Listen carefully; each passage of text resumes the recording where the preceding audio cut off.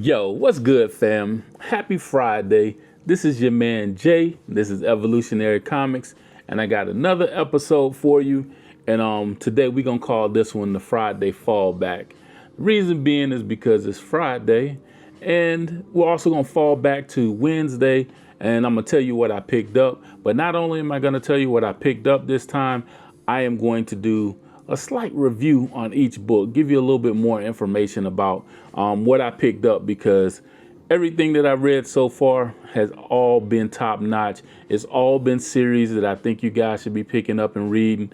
I think we got some heavyweights when it comes to the writers of these particular books. And yeah, so without further ado, let's get it.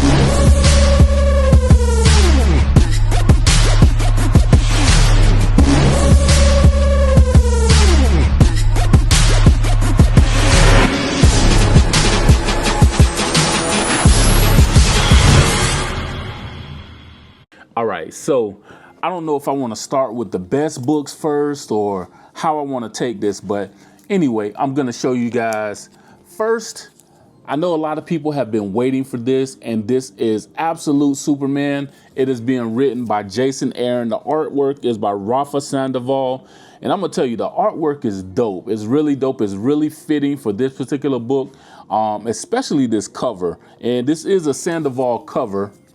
And this is the cover A. I didn't get any of the other covers because I didn't really know if I was going to be feeling the book like that. But I'm going to tell you, it is a good book. It's a decent beginning to this. It's not as good as Absolute Batman, but I will say that it is a good book. It is something that you might want to give a peek into if you're a Superman fan. And for someone like me who's not even close to being a Superman fan, it is something that you might want to pick up, and it may bring you around to being a Superman fan. But anyway, basically what happens is Superman doesn't come to Earth as a baby, and he isn't found by the Kents and anything like that. He comes to Earth as a teenager, and he experiences life on Krypton before. And they show a little bit of foresight on what Krypton was like. There is a exclusive class system that everything breaks down into, and it shows his parents, where they fall and how they got into the position that they're in. And then it breaks off and it shows Jor-El, I think that's what his name is, Kal-El, whatever dude name is. They show him on Earth, and he kind of pops out in situations, and he's doing different things. Anyway, like I said, I'm not a Superman fan. I don't know a whole lot about Superman. But for this particular book to have an alternate story from what we've seen in the movies, it was a great start. And, Jason Aaron is he is a favored. I ain't gonna say he's one of my favorites, but I really dig his writing. So I'll say it like that. He's a cool dude as well. So anyway, you guys check out this Absolute Superman. That's the first book that I'm going to talk about today that I picked up. And let's keep it moving. All right. So the next book that I picked up, this book is being written by James Robinson. And this is the third one of the series. And this is Patra #3. And the artwork is by Scott Collins and Jim Campbell. Jim is actually the letterer. So anyway, this is a sleeper book. Let me make sure you guys can see that without too much of a glare. But anyway, there we go. I think that's good. Anyway, so this book is it's the third one of a 4-issue series. First and foremost, let me say that. I said a lot of numbers there. So anyway, it's the third book of the series. And it's by Dark Horse Comics. It is an excellent read. This is one of my favorite series. I know it's going to be a really quick series, so I'm cool with that, because the way that James is telling the story, he kind of gets straight to the point, and everything is progressing as it should. It's setting up for issue 4, which will be the final issue. It's setting up for that to be the grand conclusion. This one is Blasphemy in the Barn. And basically what happens is this little girl, I'm not sure exactly how old she is. She looks like about 10 or 11. She wakes up and she doesn't have any memory of what happened to her. She comes to realize that she's been murdered, but she hasn't floated off like a soul like she would think, but she's old enough to understand that there's certain things going on that she doesn't know and that she doesn't understand, and she's questioning those things.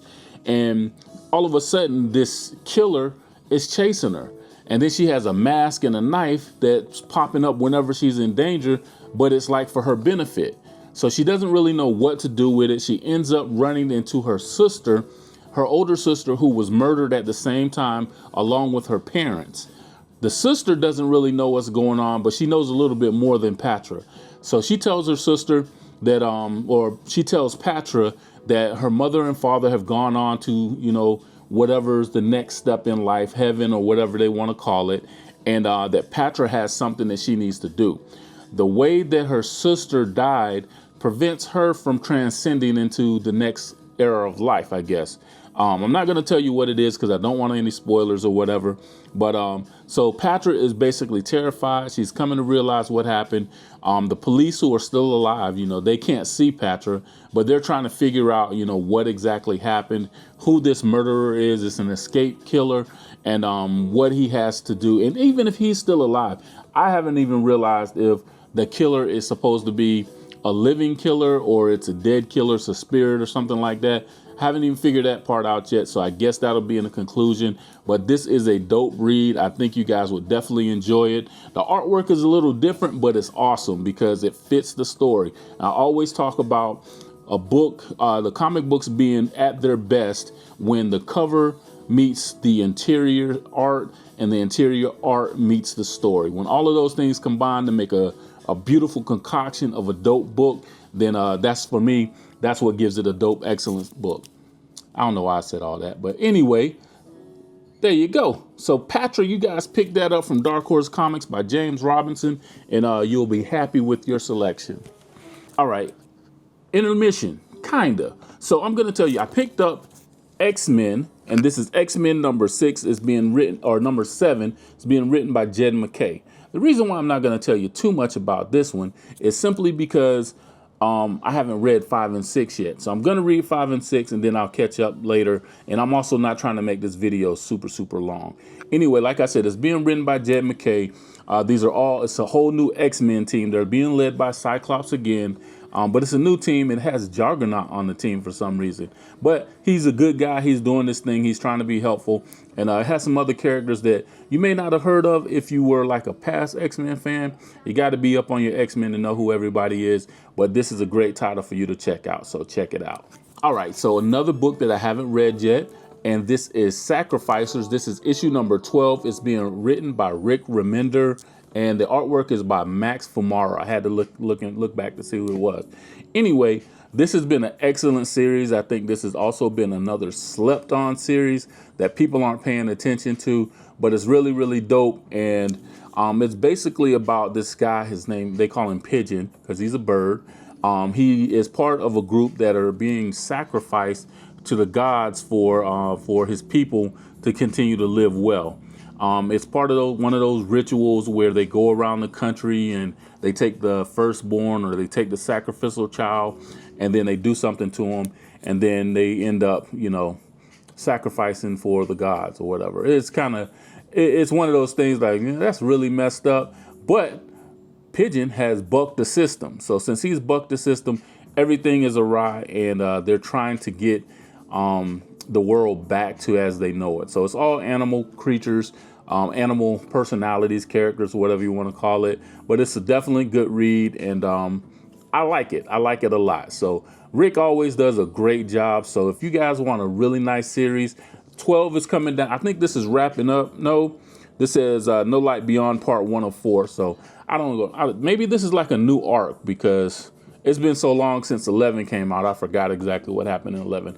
I ain't gonna lie to you. I'm gonna just tell you, I don't remember. Also, I'm gonna tell you, this is a good book. Pick it up, read it.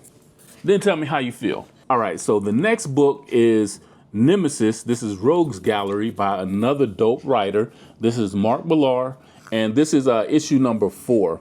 And I don't know if you guys know about Nemesis, but I recently just found about Nemesis, and I've come to a consensus that he's a hole. So anyway, he is one of the worst villains that's just like out there doing things just because. He doesn't have a rhyme or reason, and I think that's what really makes a villain. I don't know, unlikable, because most villains, you like them a little bit. You don't know whether you want to really call him a villain, but this guy is definitely a villain. So he's being hunted right now because all of the dirt that he's done, people that he's done dirt to, they're trying to come back, do their thing to him, trying to get him back, a little payback. But anyway, he's on his road to trying to teach his new protege, kind of school him so he can have a solid sidekick. But they're also trying to rob and get as much money as they can. The story's been absolutely great. I know that the way that Mark has woven this is going to be just a small part of a bigger picture. And I guess he's going to be making something coming towards Netflix or something. I don't know. Really don't know. But hopefully he'll put it all together and we'll see something like this on the big screen, because it's really dope to read it and also to see it on the big screen, little screen, whatever, Netflix screen. You know what I mean. Anyway, nice book, dope book. Y'all check it out. This is Nemesis Rogues Gallery. Almost forgot, by Valerio Giangiordano is the artist, and Mark Millar. Y'all check that out. All right, so the next book, going back to the books that I've actually read, and if I'm holding it right, you can see it a little bit. This is The Ultimates #6, and this cover is by Lee and Hook. And I believe, I can't remember,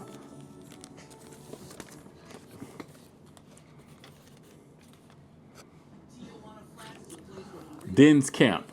And I'm gonna tell you, I don't know who Den's Camp is, but the reason why I always forget who actually writes this is because it's that freaking good. I don't know who Den's Camp is, never, really paid any attention to that particular writer before, but I'm gonna tell you, if I keep checking, that means that I keep thinking that it's maybe Hickman or somebody else, that Jason Aaron, somebody popular that is writing this book, and somebody who, everybody knows as a great writer. That's how good it is. So that's I don't know, that's a one up for Den's, I guess. But it's a really dope book. It's really great. And as you see on the cover, this gray guy, he's actually the Hulk. So they go back. It's the Ultimate Universe. Remember that, where it's like, the flip side of things from the 616. But anyway, this gray Hulk is, he's Zen, I guess you want to say. He's very at peace, but he's super, super powerful. He basically, is off doing his own thing, and there comes a conflict with him and the new Ultimates. And, hey, it's what you would expect from a Hulk type character. So it's a really good read. It introduces this guy. I'm anxious to see what happens with this new powerhouse being introduced in the Ultimates universe. There's a couple people that they haven't shown in a minute, and I'm interested to see how they get caught up in the intermix of it, because this dude, he ain't to be messed with. I don't know if they can get a win against him. Y'all check it out though, and y'all find out, because you're gonna get a win if you actually read this book. I'm telling you now. All right. So again, with dope books that I think everybody is reading this, but this next book is Aliens vs. Avengers, and guess what? It is being written by Hickman. So Jonathan Hickman is writing this, and Ribic is doing the artwork. It's a little bit different artwork as far as what the traditional stuff is, but it is absolutely dope. If you're a comic book reader, I know you've seen it before, and this story doesn't disappoint. It does not disappoint at all. And it's like, I guess there's these new characters that have popped on the scene. I can't remember. I seen it on a movie.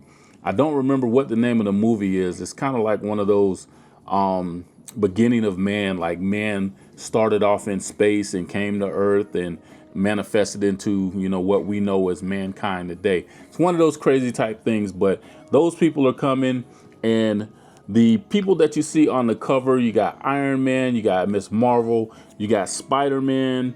I don't know where Black Panther is because he ain't in the book, just to be clear. Miles Morales, Captain America, and the Hulk, they are all in the book, and they're super, super old. It's like they're old, but they still got their powers, and they're trying to save what little bit of people that are left on the Earth from the aliens. And you know how the aliens do. They just a bunch of ravenous roaches just trying to run roughshod over the world. And they're doing that. So they're trying to escape from them, and these other beings that I talked about in the beginning are coming, I guess, towards Earth. And it's going to be, they're going to meet up in space, in the skies or something like that. I don't know. But this is a really good read. And Hickman is actually weaving a great story, because I see that it is headed for one of those epic Hickman runs, like some of the stuff that he's written in the past. It's one of those things. So I don't know. You guys check this out, because it is an absolutely dope read. Marvel 20th Century Studios. I don't know why it has that on there. I guess because the aliens are in it or something like that. I don't know. Pick it up, read it. You'll find out. All right. So this last book that I picked up, I'm going to tell you, this book is it's number 20 in the series, and it is coupled with like other people, but there's always somebody that's like the highlight. And the last couple books, the last highlight character was Storm, as she's joining the team, or if she's joining the team. And in this one, it's my man T'Challa, and it's the Black Panther, and he is on the team of the Avengers. So this book was so dope because it's about Black Panther going to another dimension-like place, and he's there to try to save the people there. And he has to go up against some people to convince the people he's trying to save to allow him to save them, to help them, to put them in a better position that they're in. But anyway, he does his true, T'Challa thing. This is the Black Panther that, from back in the day, that Reginald Hudlin and Christopher Priest manifested. That those kind of guys, that A-list alpha male Black Panther. So anyway, that's who he shows up to be, and that's who we've been waiting to see. And I'm absolutely happy that Jed MacKay is actually writing it that way. It's made for a really, really good read for this particular issue. This was the favorite of all of the books that I picked up. It was an outstanding read, and yeah, you will definitely be happy with this one. You can pick this one up, I guess, and then you can start on into the rest of the story, or you can go back and get a couple issues before. I think if you go all the way back to 16 or 17, then that's when Storm joins the team. I kind of feel like that's where the arc of the story changed a little bit, but it's an absolutely dope read. Like I said, this one right here got I think I gave it a rating of like 3.5 stars, 4 stars, something like that. But it was the best book that I picked up this week. So you guys, those are the books that I picked up. This like my Friday fallback. I want to continue to do that each week and not just tell you guys, oh, this is what's in my bag, this is what I picked up. I want to give you a little bit more. Like my man Tony always says, he's always talking about when I write report. Tony's my supervisor at my day job, and he's always like, yeah, you got to do this when you're writing a report. You got to really do something good with the meat and potatoes of it. And that sticks in my head all the time. Out of all the stuff we talk about, the arguments about Jordan and LeBron, he always says stuff, and then I always be thinking, okay, I got to make sure I got to give the meat and potatoes of it. So that's what I'm doing, and hopefully you guys enjoy it. So comment, like, subscribe to my channel. Hit me up on my Instagram if you want to talk. You can leave a comment. I'm still going to answer. But if you really want to chat about anything that you've seen or anything that I picked up, or even books that you think I should be reading that I'm missing out on, y'all hit me up in the comments or on Instagram, where I'm quicker to respond. And yeah, this is your man Jay. And this is another episode of Evolutionary Comics. So holla at you people. Peace.